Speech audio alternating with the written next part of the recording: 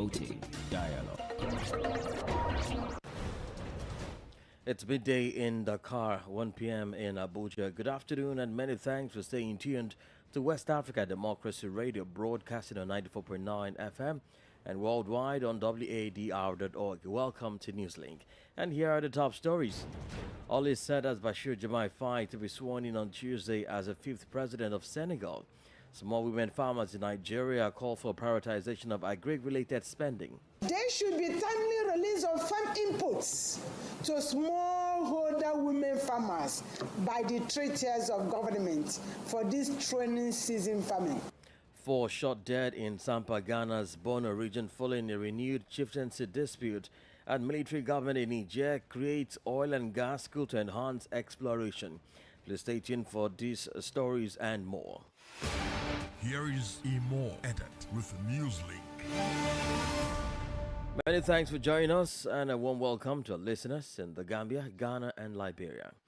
Let's begin this afternoon in Senegal, where the country is on the brink of a historic moment as it prepares to inaugurate its fifth president, Bashir Diomaye Faye, whose victory in the first round of elections has been officially confirmed by the Constitutional Council.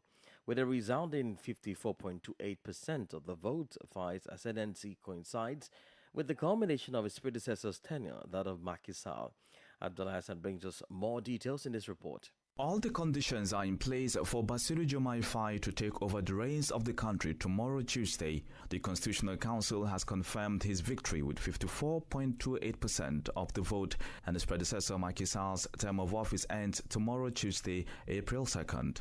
The swearing-in ceremony will take place in Diamniadio, near Dakar, the Abdul Diouf International Center. It will be conducted by the Constitutional Council in a public session before an audience of guests, including some 15 heads of state who have announced their attendance. After a speech by the president of the council to reiterate the meaning and symbolism of the event, the president-elect will be invited to raise his right hand to take the oath of office in consecrated terms. The chairman of the council, after the oath, will withdraw with his colleagues to make way for Basiru Diomaye Faye to address the audience. The investiture ceremony will take place at the Presidential Palace, 6th Avenue of President Leopold Senghor at the Plateau. There, the Grand Chancellor of the National Order will make the new president Grand Master of the National Order and wear the Grand Collar of the Grand Mastership of the National Order. It is made of solid gold and has 16 rings. Basiru Diomaye Faye will also be elevated to the dignity of Grand Cross of the National Order, followed by the wearing of a ribbon bearing the colors of Senegal. The inauguration of the new president will end with a tete-a-tete with his predecessor, who will hand over the files to him. All that remains now is to await the appointment of a government which, according to those close to the president-elect, will take place in the next few hours. Abdullah Hassan reporting there. Meanwhile, the Gambia's president, Adama Barrow, will arrive in Dakar today ahead of the swearing ceremony of newly elected President Bashir Diomaye Faye. The Gambian leader is expected to hold talks with President-elect Faye as he hopes to strengthen bilateral relations between the Gambia and Senegal. Sakli Danko has more details in this report. Gambia's President Adama Barrow is expected to depart Banjul for Dakar today to join other West African leaders for the occasion. Outgoing President Macky Sall will officially hand over power to President-elect Diomaye Faye at a ceremony in Diamniadio on Tuesday, 2nd April. The Gambian leader Adama Barrow joined the league of outgoing Senegalese President Macky Sall and other contenders in the 2024 election to congratulate Faye for his victory shortly after it was confirmed. While congratulating President-elect Faye, Barrow emphasized his optimism for the continued strengthening of the amicable relationship between the Gambia and Senegal under the new government's leadership. Given Senegal's pivotal role as the Gambia's sole neighbor, Barrow is expected to hold side talks with the Senegalese leader with a view to continue the excellent relations between the sister countries. For Newslink on West Africa Democracy Radio, I am Sanko Lejenko reporting from Banjul. In the meantime, the Senegalese Consortium of Maritime Activity, COSOMA, says water transportation will soon resume on the Dakar-Zingesha route as conditions have been met. The Director General of the Port of Dakar, Mutagasi, announced this shortly after the arrival of the ship Jambone at the port of Ziguinchor. The ship, which has been stationary for almost a year, left Dakar on Saturday around 6 p.m. for a test trip as part of preparations for the resumption of the Dakar-Ziguinchor Maritime Link, where it arrived on Sunday around noon. The DG of the Autonomous Port of Dakar, Muntagasi, noted that the commander of the ship, which made the trip, certified that the conditions are now met so that passenger traffic between Dakar and Ziguinchor can take place in good conditions, with the ship Aline Siteo Jata and the entire available fleet. Entre Dakar et Ziguinchor, vice-versa, puisse se faire dans les bonnes conditions avec Aline Siteo. Between Dakar and Ziguinchor and vice versa can be done in good conditions with Aline Siteo and the whole fleet available. Along the way this morning, we were welcomed by the economic players in Ziguinchor, in particular the natural region of Casamance, with representatives of the Chamber of Commerce and the economic players. They were delighted that this event could go ahead so successfully, and this morning we met and discussed freight traffic, which is also the most structuring segment of the area's economy. So 2,000-ton ships will also be able to use the same channel with the same provisions as passenger ships. So it is up to the governor of Ziguinchor region, the administrative authorities and the Chamber of Commerce to decide, with the economic players, on the best economic scheme for resuming traffic with coherent trade-offs between the land and the sea routes. What has emerged this morning is that the sea route is the best way to develop the economy in the sub-region. Et la voie maritime. Ce qu'il en est ressorti ce matin, c'est que la voie maritime est la voie la mieux indiquée pour faire de l'économie dans la sous-région. Stopped since last June, the ship Aline Siteo Jata has provided the main maritime service between Ziguinchor and Dakar since 2008 with 2 weekly rotations. More stories coming up on West Africa Democracy Radio. Newslink continues. Now let's cross over to Nigeria as the central bank has announced a new minimum capital requirement for banks in a bid to enhance bank resilience and strengthen the country's financial system. The Central Bank of Nigeria said it is pegging the minimum capital base for commercial banks with international authorization at 500 billion naira. That's about $353.32 million. The bank said it is also setting a new minimum capital base for commercial banks with national authorization at 200 billion naira, while the new requirement for those with regional authorization will be 50 billion naira. To help banks meet the new capital requirements, the central bank said it is urging them to consider options including fresh equity capital injections, mergers and acquisitions, and upgrading or downgrading of license authorization. The banks have 2 years to meet the new capital requirements, the statement said. Nabila Mohammed is an investment analyst, and she explains what necessitated this move by the Apex Bank. It was hinted last year, so the banks already had in mind that truly something was going to happen in regards to capitalization this year. So they were already pre-informed, I would say, to start with. Now, talking about the time, we understand that the banks are, very key, very vital when it comes to contributing or supporting businesses to promote economic growth. So when we have them well capitalized, they will be able to carry out their function of providing, taking money from the excess part of the society and giving it to those that would need it to encourage or improve output of businesses. So for that to happen, really, banks have to be capitalized.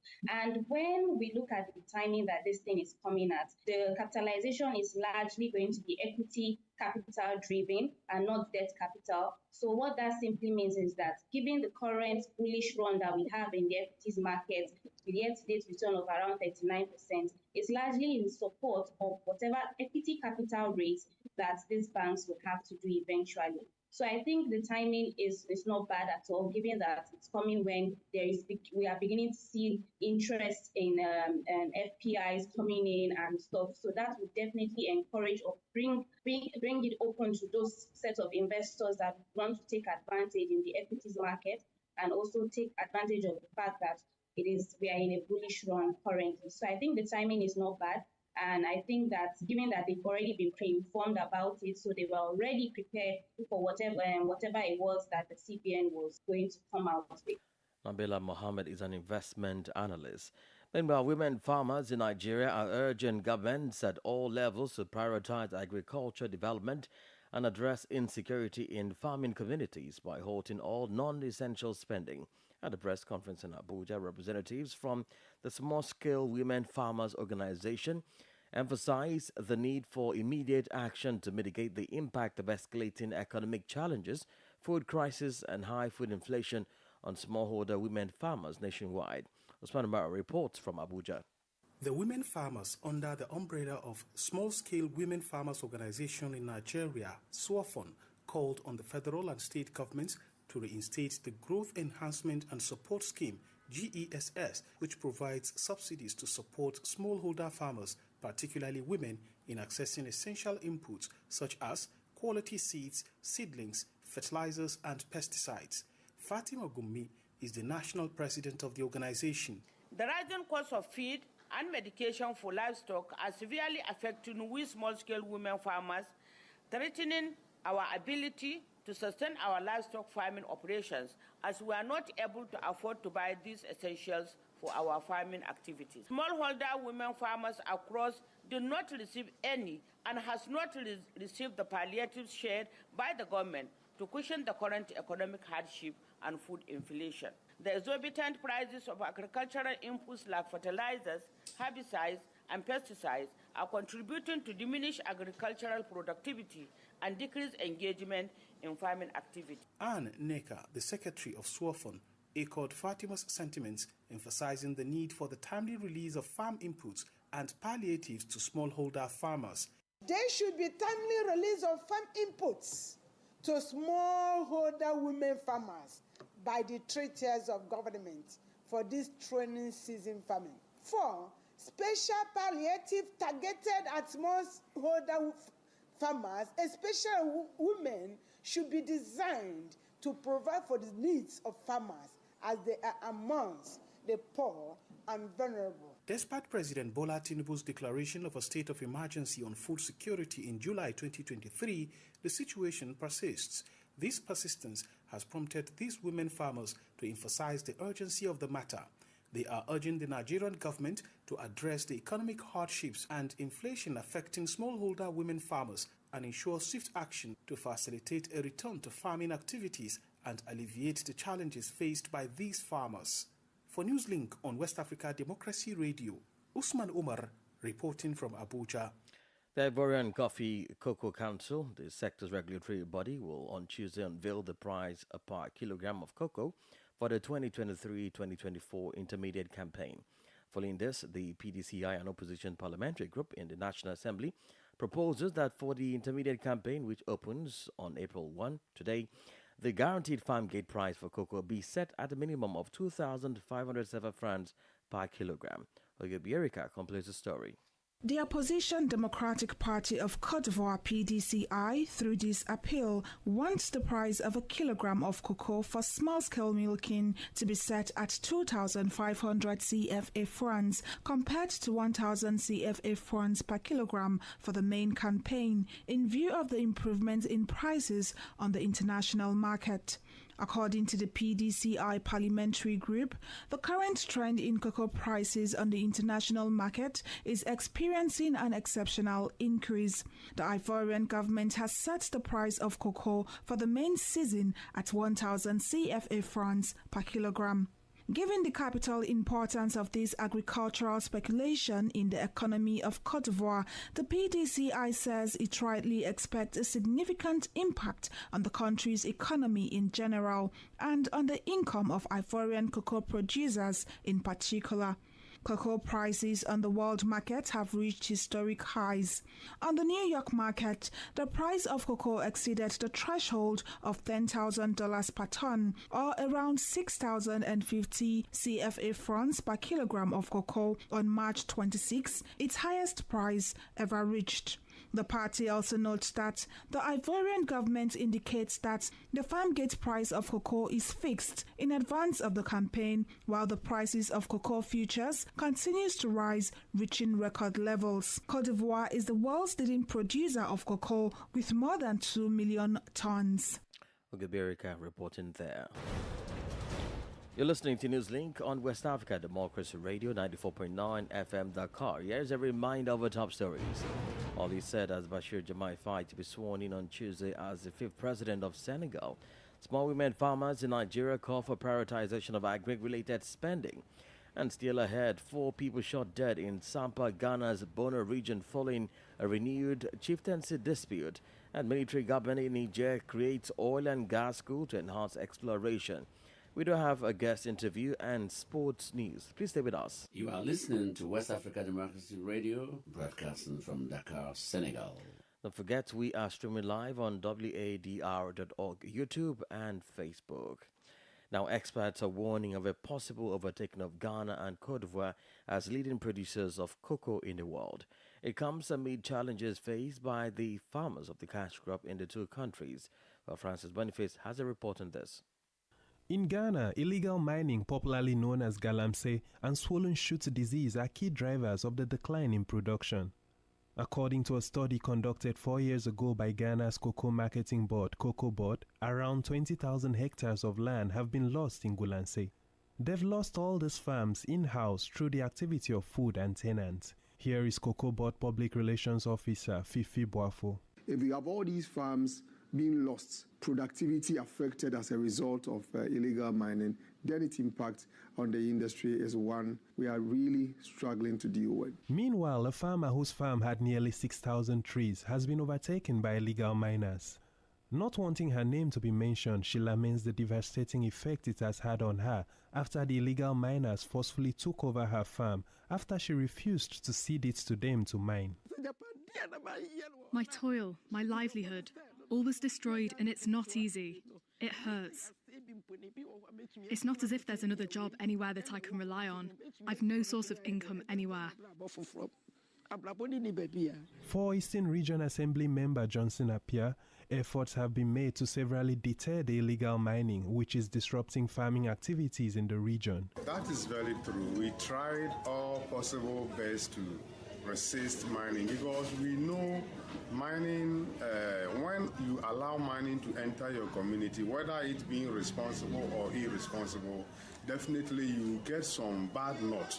That is those who engage in irresponsible mining. So we saw that and we decided not to allow these mining activities into the community. But unfortunately, like we say, if somebody is beating you and you want to report to an authority, where the same authority has ordered for your harassment or your beating, all that you do goes nothing. It doesn't yield any results. According to Ghana's Cocoa Board, so far the land lost to illegal mining represents 2% of the total area under cocoa cultivation in Ghana. Cocoa crops generate about $2 billion in foreign exchange annually, a major contributor to government revenue and growth. Francis Boniface reporting there. Well, still in Ghana, 4 persons are believed to have been shot dead at Sampa in the Jama North District in Ghana's Bono region in a renewed chieftaincy dispute. The identities of the deceased remain unknown, but all are believed to be males. Additionally, several others, including a 12-year-old boy, have sustained gunshot wounds and are currently receiving medical treatment in various health facilities in the area. WDR's Nadi Tete reports from Accra.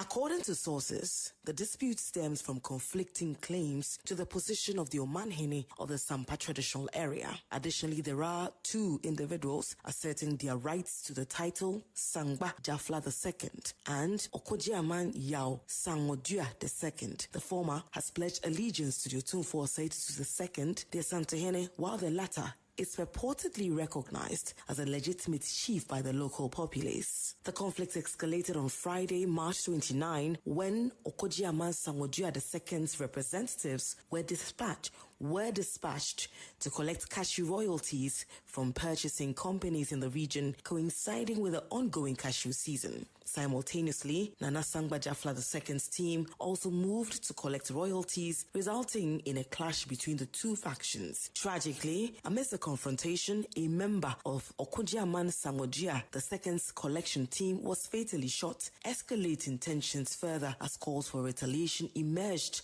among his colleagues. The District Security Council DISEC is expected to take action on the matter. For WADR, Nadidi Tete, Accra.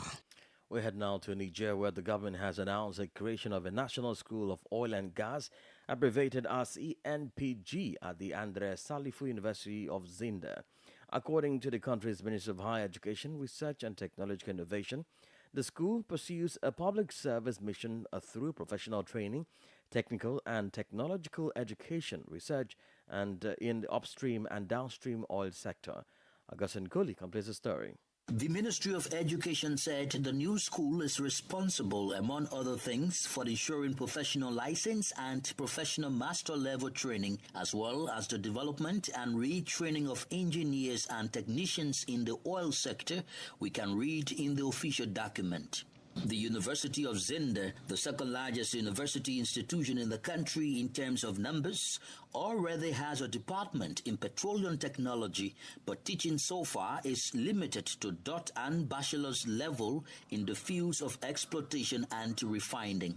In Zinder, there is the site of the country's refining company Sora, and a good distance from the Agadem oil field, a crude oil extraction site co-managed by the China National Petroleum Corporation CNPC. Niger became an oil-producing country in 2011 with the start of the exploitation of the Agadem blocks located in the Darfur region in the southeast of the country. Since the beginning of 2024, Niamey has started selling its crude oil on the international market through a pipeline of almost 2,000 kilometers through which the oil is transported to the port of Semei in Niger.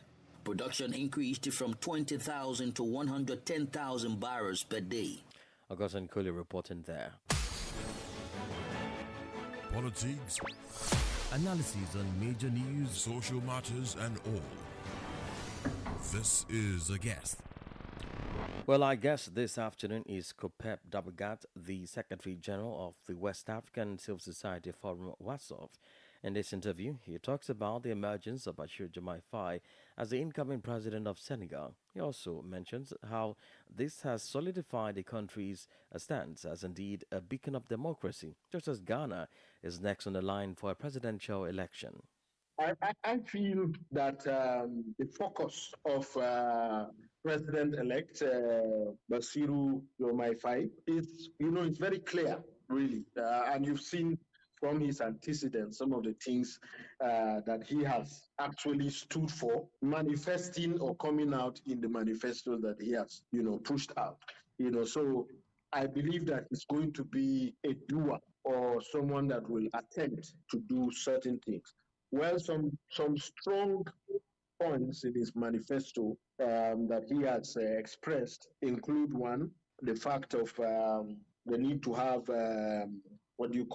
increased transparency and accountability in the governance process, particularly around financial management and around government contracts. These are things that over the years, when you follow his antecedents, you see that he has consistently stood to argue for these points. Secondly, he has also raised the very topical issue of foreign interference in the West African region. And he has called for a strengthening of ECOWAS rather than allowing a lot of foreign influences, particularly mentioning France, in quote, around with specific reference to the West African Monetary Union, the Franc CFA zone. Again, these are the things that he has actually stood for. I know he has actually taken a case around that to the ECOWAS Court of Justice at some point, So you would see that he's a real guy. I mean, this guy appears to be someone that is a realist. And then you look also to his major supporter, Ousmane Sonko, who is the leader of his party, and who, at the moment, there is no doubt to say this would be his right-hand man, at least for some time, to the president-elect. So I feel there is a consistency in the rhetoric and the narrative that these people are bringing on board to the presidency. Well, Mr. Kopep, Senegal has set the yardstick for a free and transparent election. Will this be the case in Ghana, which holds an election in December will look like? Well, I think Ghana and in the build up to the election, I'm sure we'll see serious opposition between two coalitions. The one headed by former President Dramani, the former president, and the one that will be headed, there may be a different candidate. So this pattern of a two-horse race, I am sure will emerge in the Ghanaian elections. Kopep Nabagat is the Secretary General of the West African Civil Society Forum. And here is Sankli Janko with sports updates. Hello there, warm welcome and thank you for joining us. Nigeria's Rivers United secured a crucial 1-0 victory over USM Algiers of Algeria in the first leg of their CAF Confederation Cup quarter-final clash in Nigeria on Sunday. Augustine Okejefa scored the solo goal of the match for the Nigerian side, breaking the deadlock in the 3rd minute at the Godwill's Akpabio International Stadium.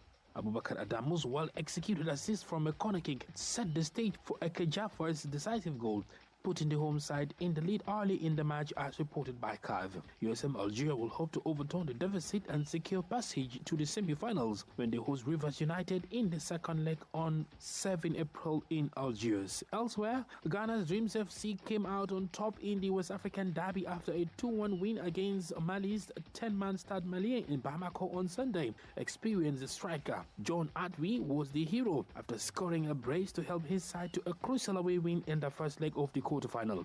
As debutants, the away victory will boost the morals of Dreams FC going into the second leg of their maiden continental campaign. The Ghanaian outfit will hope to complete the tie in grand style when they host the Malian side in the return leg next week. And in the CAF Champions League, Ivorian outfit ASEC Mimosas held Esperance Tunis to a frustrating goalless draw away. The Ivorian side will hope to make their home advantage count and navigate through to the semis in a week's time when they host the Tunisian side. The 0-0 draw reportedly sets up a grand style in the quarterfinals when the two sides meet in the return leg in Abidjan next weekend. And that's it for sports. It's back to you. And we've come to the end of this edition of Newslink from West Africa Democracy Radio, broadcasting from Dakar, Senegal. Thank you for listening, and many thanks to Christian Mukudi and Mauduju for their technical assistance. Well, let's keep the conversation coming on all of our social media platforms, X, formerly Twitter, Instagram, at WADR News, and Facebook West Africa Democracy Radio English Service. Coming up at the bottom of the hour is our flagship health program, Well Body, with Ogubi Erika. I am Imo Edat. Good afternoon. And many thanks to you for listening to Newslink via Hot 104.3 FM, New Me FM 94.0, Hilltop Radio